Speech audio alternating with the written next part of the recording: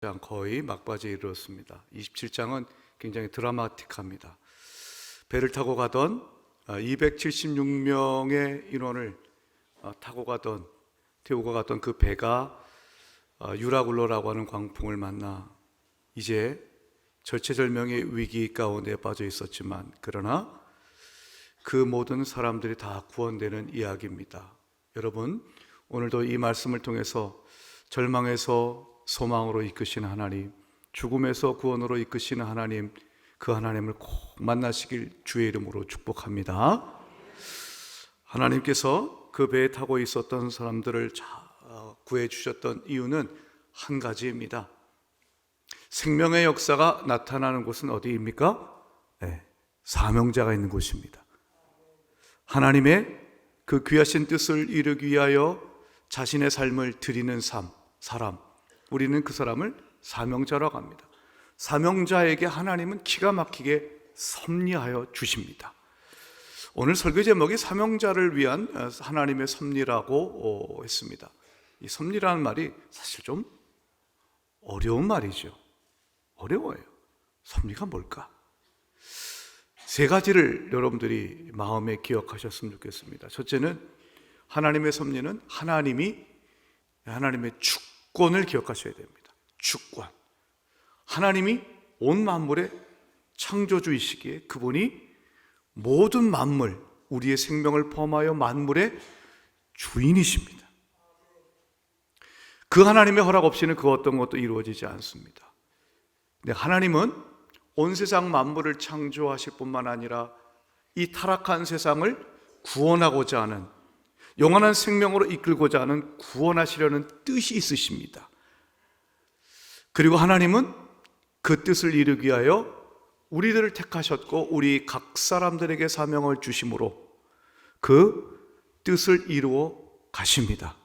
근데 내 힘으로 되지 않습니다. 그래서 하나님이 개입하십니다. 하나님이 인도하십니다. 하나님이 기적도 행하십니다. 이 세 가지, 하나님의 주권, 하나님의 뜻, 하나님의 인도하심, 이것을 한 문장 센텐스로 말하자면 만물의 주인이신 하나님이 이 세상을 향한 하나님의 뜻을 그분의 뜻을 이루기 위하여 우리의 인생에 개입하시는 것, 그게 섭리입니다. 세상에 개입하시는 겁니다. 여러분, 그 하나님의 섭리 가운데 오늘 우리는 2023년도 11월 12일 지금까지 왔습니다. 하나님의 그 섭리로 인하여서 우리의 앞으로의 인생도 하나님이 책임져 주실 줄로 믿습니다. 그래서 이 사명자를 위한 하나님의 섭리라는 제목으로 오늘과 다음 주 두 번에 걸쳐서 여러분들과 말씀을 좀 나누고자 합니다. 첫 번째는 이 주제를 여러분들하고 나누고 싶습니다. 하나님이 사명자를 통해 경고하십니다. 그러니까 사명자의 말을 잘 들으셔야 됩니다. 오늘 말씀은 바울이 이제 가이사랴라고 하는 것을 2년 동안 감옥에 있지요. 그래서 그곳에서 있었을 때 베스도 총독 또 벨리스 총독 아그리빠 왕 앞에서 변론하고 복음을 전하고 간증하기도 합니다. 그러다가 그가 로마에 가서 내가 가이사 로마 황제에게 재판을 받겠다, 그렇게 일종의 대법원에 상소하듯 이제 재판을 받기 위해서 로마로 가게 됩니다. 배를 타고 가는 이제 그 경로를 잠깐 여러분들에게 지도를 좀 보여드리면서 27장의 오늘 말씀 앞부분을 요약해서 설명해 드리겠습니다. 먼저 이제 이스라엘의 서쪽에 있는 항구 도시 가이사랴로부터 배를 타고 떠납니다. 시돈에 걸쳐서 거기까지는 아무런 문제 없이 잘 갔습니다. 하지만 이제 시돈에서부터 시작하여서 약 800km 떨어져 있는 루기아의 무라라고 하는 항구까지 가는 데는 좀 어려웠습니다. 배가 더디게 움직였다, 이 말은 맞바람에 불어서 힘겹게 갔음을 이야기합니다. 근데 그 다음이 더 문제입니다.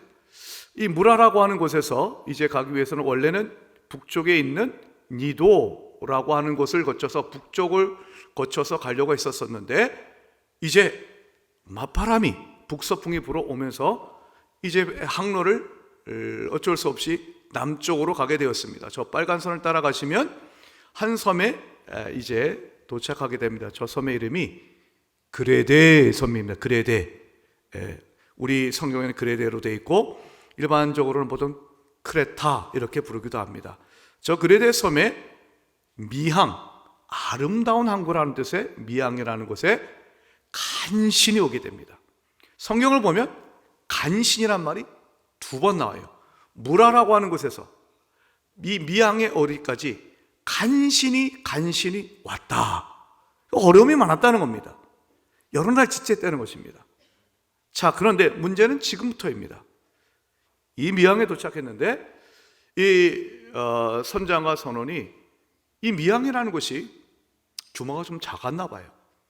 그래서 그들이 타고 온 배가 이제 알렉산드리오라고 하는 배인데 이집트에서 생산된 곡물을 로마로 수송하기 위해서 큰 배입니다.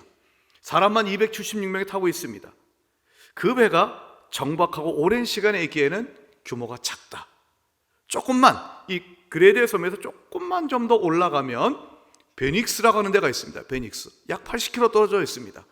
거기에 가면 그 항구는 훨씬 더 크고 따뜻하기 때문에 겨울나기 좋을 것이다 라고 생각을 해서 거기로 가다가 결국은 광풍을 만나 저렇게 빨간 선을 보여주는 것이 표류하다. 하나님의 은혜로 몰타, 성경에는 멜리데 섬이라는 곳에 이제 겨우겨우 도착해서 살아남게 됩니다. 자, 요거 경로를 좀 여러분들이 이제 저렇게 해서 흘러갔구나 라고 하는 경로를 좀 여러분들이 마음에 염두에 두시고 이제 본격적으로 오늘의 말씀 메시지를 보겠습니다. 자, 미항에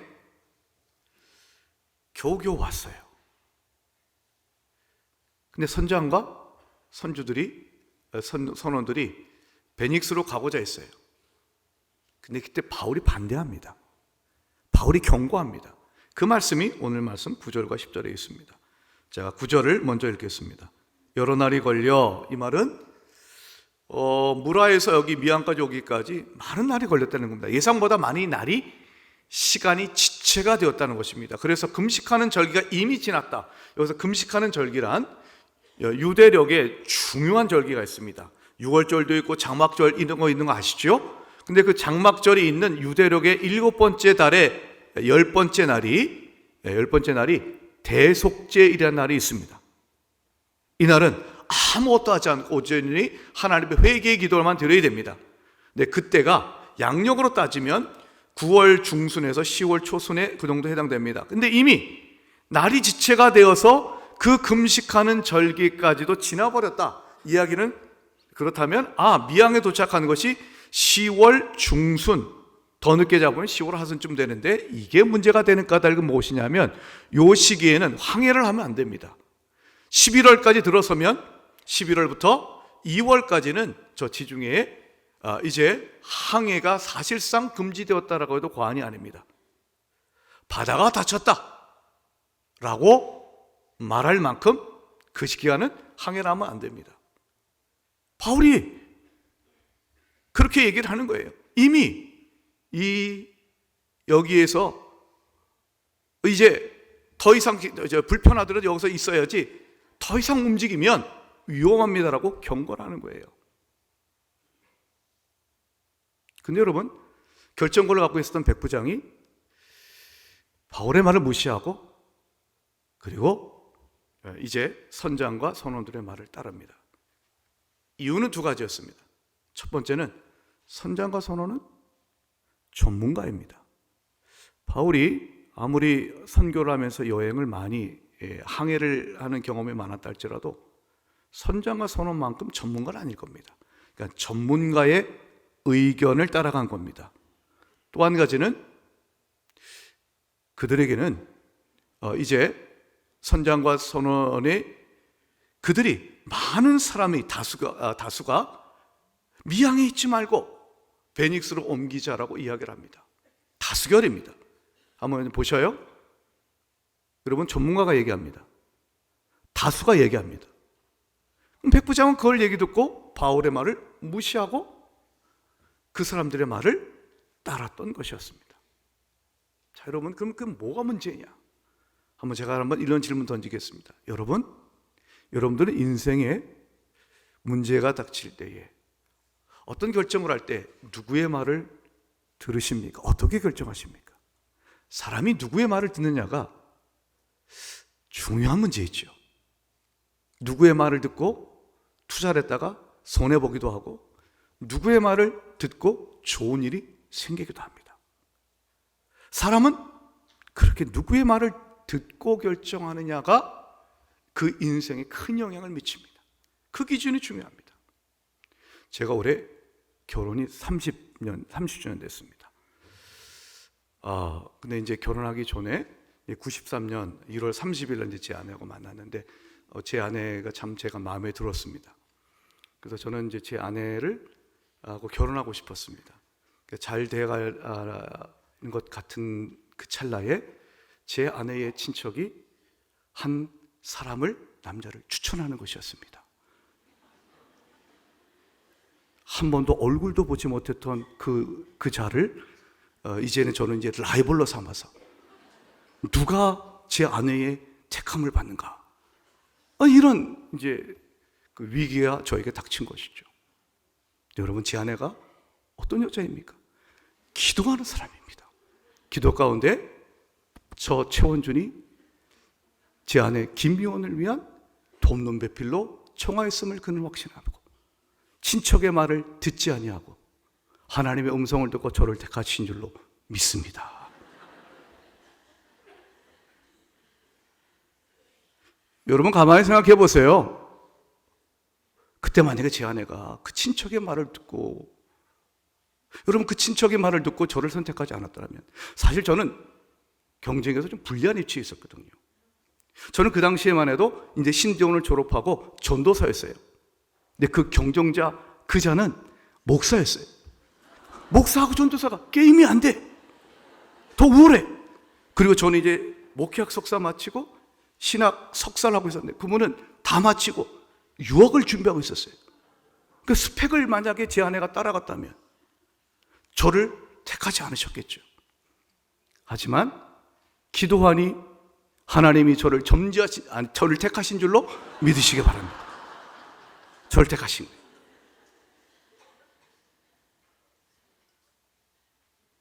그래서 제가 여기까지 왔어요, 여러분.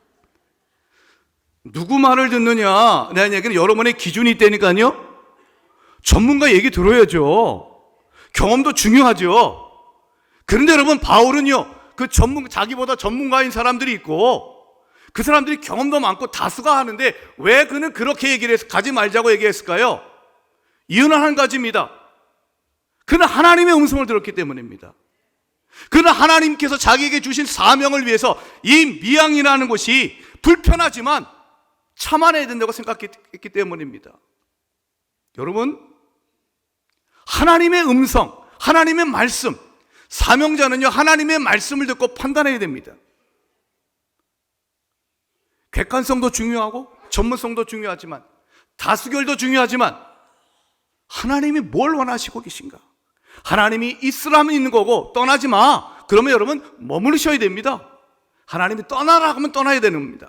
이걸 여러분, 사도행전을 통해서 바울은 그걸 깨달았어요.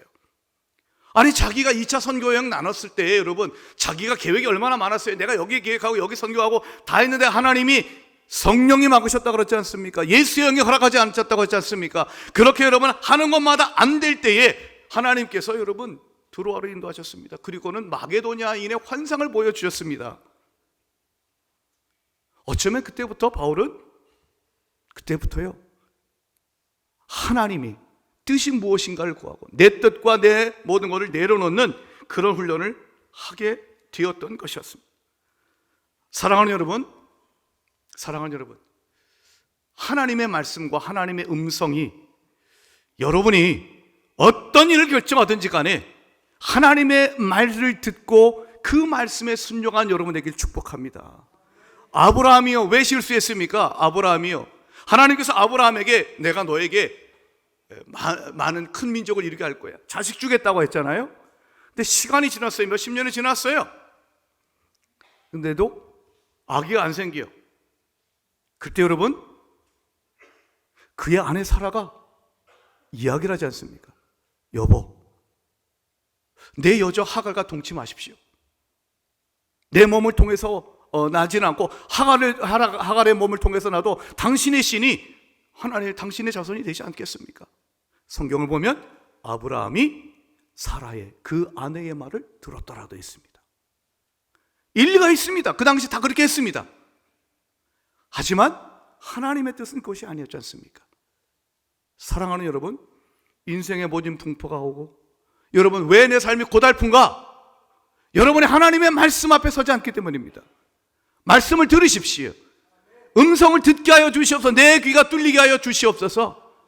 여러분들이 하나님의 음성을 듣는 사람이 될 때에 여러분 겪지 않아도 될 고초를 겪지 않게 될 것이고 여러분의 인생이 하나님의 예비하심을 누리게 될 줄로 믿습니다. 우리가 판단할 때 전문성, 경험을 넘어서 하나님의 말씀이 중요합니다. 이 하나님의 말씀을 우리가 따라가야 되는 이유, 또 인간을 경계해야 되는 이유가 있습니다. 여러분, 선장과 선원이 이제 그들이요 사실은 그들도 미항까지 오기까지 어려움을 겪었거든요. 그러니까 그런 어려움을 겪었을 때에 우리가 함부로 움직여서는 안 되겠구나, 이걸 깨달았어야 되는데 바울은 그걸 깨달았어요.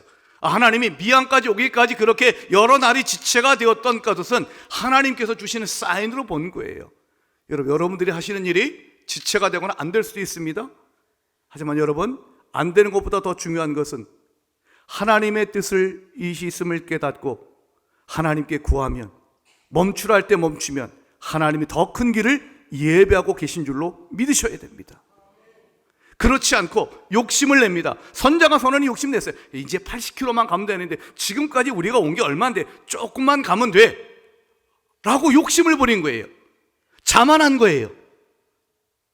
그러다가 광풍을 맞은 것입니다. 사람이 여러분 왜 고난이 올까요? 욕심 때문입니다.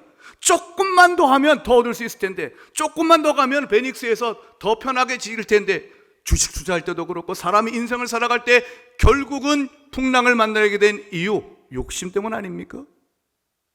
그 욕심을 제어할 수 있는 방법, 하나님의 말씀 앞에 순종하고 그 말씀에 의지하려고 처절하게 몸부림치면 하나님이 성령을 통하여 여러분들을 친히 인도하여 주실 줄로 믿습니다.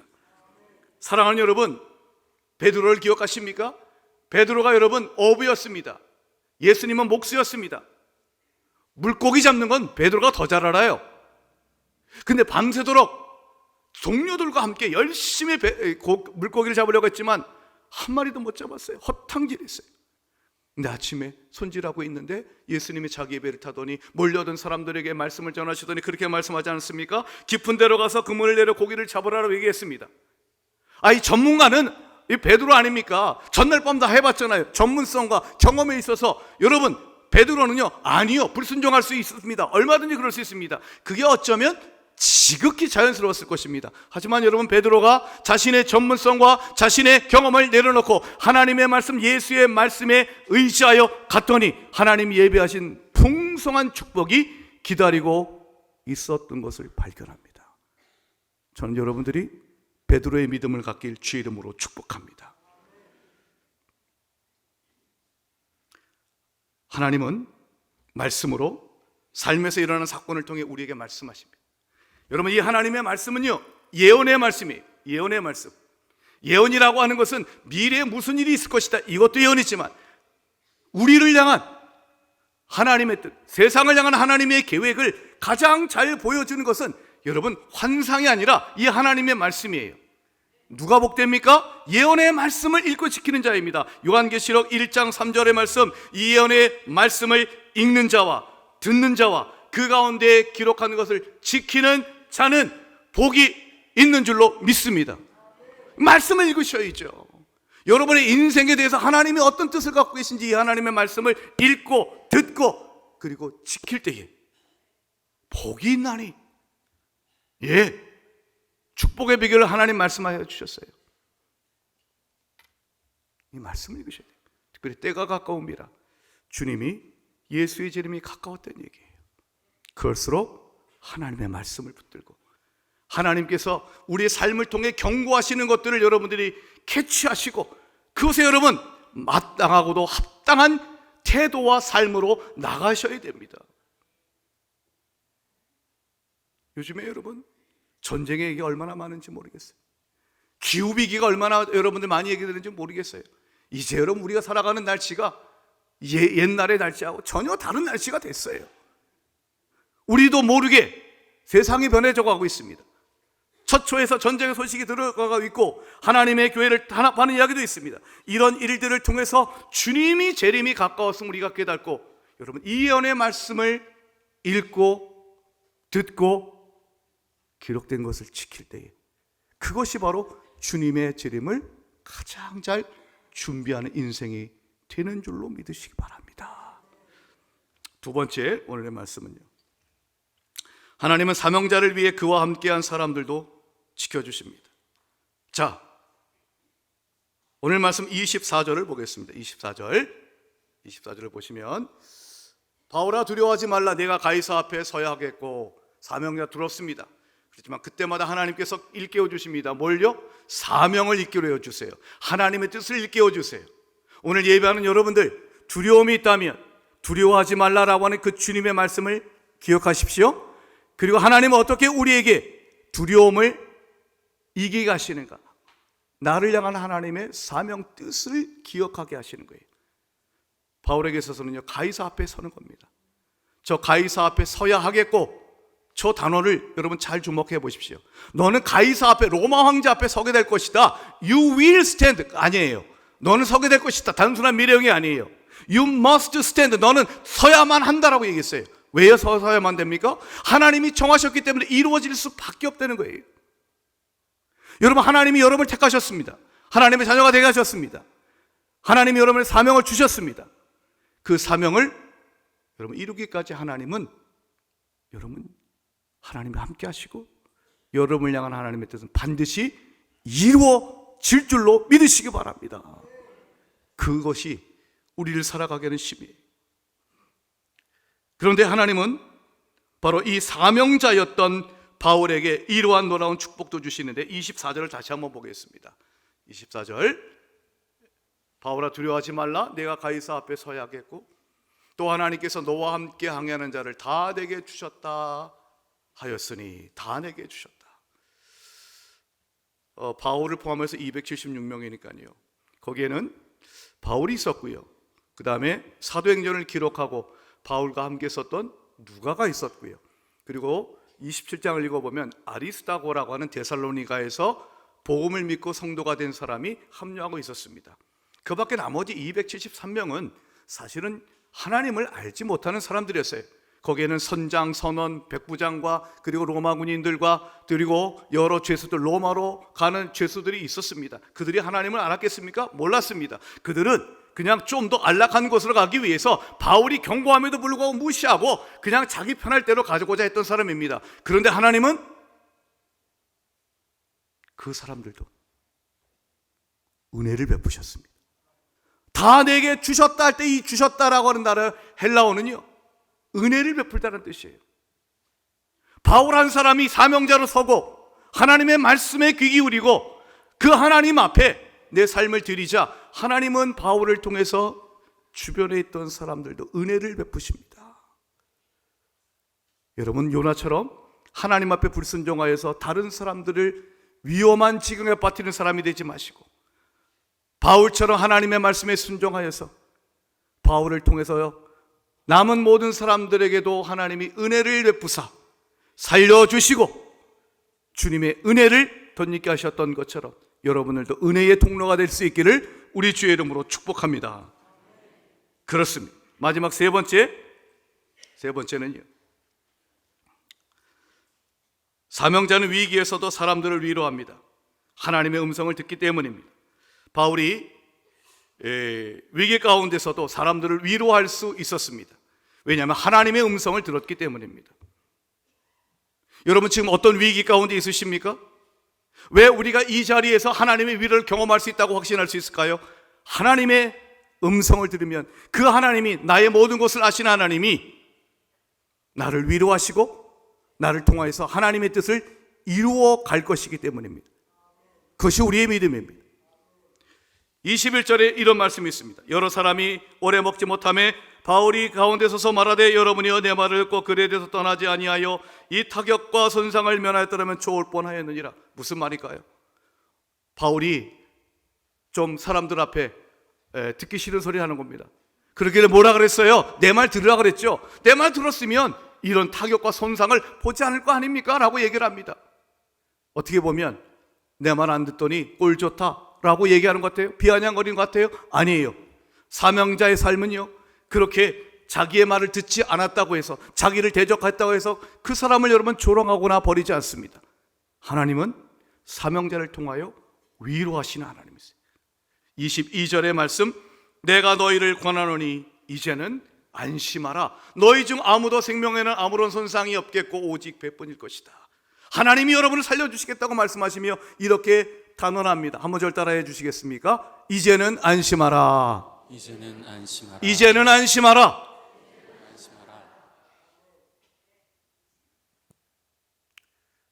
여러분 가운데서도 지난밤에 지난 한 주간 너무 힘들고 어려운 일이 있어서 밤잠도 잘 못 주무시고 오신 분도 계시겠고, 힘들고 어려워서 교회는 나왔지만 마음이 여전히 두려움과 염려 가운데 계신 분도 있으리라고 봅니다. 하지만 오늘 이 시간 하나님의 말씀에 가지고 여러분들을 정으로 위로하고 싶습니다. 사랑하는 성도 여러분, 이제는 안심하시기 바랍니다. 여러분, 제가 어떻게 이 말을 할 수 있을까요? 제가 여러분 갑부입니까? 이 돈을 여러분들이 도와드릴 테니까 걱정하지 마시라고 그래서 여러분을 안심시키는 것입니까? 제가 무슨 여러분 대단한 권세가 있습니까? 아닙니다. 하지만 여러분, 하나님께서는 분명히 말씀하십니다. 왜요? 만물의 주인이신 하나님, 여러분의 삶을 통치하시고 이끄신 하나님, 어떤 환난이 와도 하나님은 여러분을 통해 그분의 뜻을 이루시는 섭리하시는 하나님이시기 때문에 그렇습니다. 그러니 안심하십시오. 이 말로 위로하였던 바울이 계속해서 이렇게 또한 얘기를 합니다. 사도행전 27장 23절, 내가 섬기는 하나님의 사자가 어젯밤에 내 곁에 서서 말하되, 24절, 바울아 두려워하지 말라. 내가 가이사 앞에 서야겠고 또 하나님께서 너와 함께 항해하는 자를 다 내게 주셨다 했으니, 25절은 함께 읽겠습니다. 시작. 그러므로 여러분이여 안심하라. 나는 내게 말씀하신 그대로 되리라고 하나님을 믿노라. 안심하라 말 또 한번 합니다. 여러분이 안심하라. 왜 안심하라 할까요? 하나님은 내게 말씀하셨고 그 음성을 들었어요. 말씀을 듣고 말씀을 듣는 자만이 다른 사람을 위로합니다. 그 하나님의 말씀을 들은 뿐만 아니라 말씀대로 이루어질 것을 믿는 사람만이 진정한 위로를 줄 수가 있습니다. 가나안 농군학교에 김용기 장로님이라는 분이, 김용기 장로님이 기도하시는 기도에 그 굴에 여러분 이런 글이 써 있다고 그러죠. 조국이 안심하라라고 하는 글이 있었어요. 조국이 안심하라. 기도하는 한 사람이 있을 때, 기도하는 한 사람이 있을 때에 하나님께서는 그 기도를 들으시고 이 나라를 지켜줄 것을 그는 믿었기 때문입니다. 하나님은 우리를 부르셔서 기도하게 하십니다. 기도하는 의인이 있다면, 기도하는 의인이 10명 있다면 소돔과 고모라를 향한 하나님의 심판도 하나님께서 거두시겠다 말씀하셨습니다. 오늘 이 시간 기도하는 여러분들, 그리고 하나님의 앞에 사명자로 살 것을 결단하는 여러분들 될 때, 여러분들의 기도가 하나님 앞에 상달이 되어서 하나님께서 여러분과 함께하는 자들을 축복하여 주실 줄로 믿습니다. 설교를 마감하며 잠시 후에 부를 찬송가 345장의 배경을 좀 설명해 드립니다. 1919년 3.1 운동이 있었지만, 대한독립만세를 처절하게 외쳤지만, 그러나 일제의 탄압은 더욱더 집요했고 강해졌습니다. 1921년 한국교회는 청년 찬송이라고 하는 것을 만들고 그 수록할 찬송 가사를 공부하게 됩니다. 그때 당시 22세 이화여대 강사였던 김환란이 조국의 위기를 풍랑을 만난 배에 비유하며 작사한 것이 바로 찬송가 345장입니다. 캄캄한 밤 사나운 바람 불 때 만경창파 바다에 외로운 배가 떠 있습니다. 그게 바로 자신의 인생이었고 자기 조국의 인생이었습니다. 삶이었습니다. 사나운 바람이 무섭게 불었습니다. 그 배 안에 있던 뱃사공은 너무나도 두려워서 힘들고 지치고 포기하는 마음이었습니다. 하지만 그때 그 뱃사공은 그 폭풍우 치는 그 바다 한복판에서도 그 배 안에도 하나님이 계심을 믿고 기도합니다. 그 기도는 이것이었습니다. 아버지여, 이죄인 굽어보사 성남 풍랑 잔잔케 하시고 이 불쌍한 인생을 살리소서. 오늘 이 자리에 오신 여러분들, 아니 오고 싶지만 못 오신 분도 계십니다. 병마의 풍파를 맞아서 힘들게 싸우고 계신 분도 계십니다. 사업상의 어려움 때문에 고심하며 이 자리에 오신 분도 계실 것입니다. 그때 우리가 드릴 기도는 이것입니다. 아버지여, 이 죄인 굽어보사 성남 풍랑 잔잔케 하시고 이 불쌍한 인생을 살려주시옵소서. 살려주시옵소서. 그렇게 기도할 때 하나님의 권능의 손이, 나의 손은 연약하지만 살아계신 하나님, 섭리하신 하나님의 그 손이 그 배의 노를 젓고 계심을 여러분들은 보게 될 줄로 믿습니다. 이 믿음 갖고 사랑하는 여러분, 주님께서 모든 풍파를 잔잔케 해주시고 여러분들을 하나님이 예배하신 좋은 길로 인도하실 것을 믿음으로 확신하며 오늘도 하나님 앞에 기도하며 말씀 들으며 살아가는 복된 인생 되시길 주의 이름으로 축복합니다.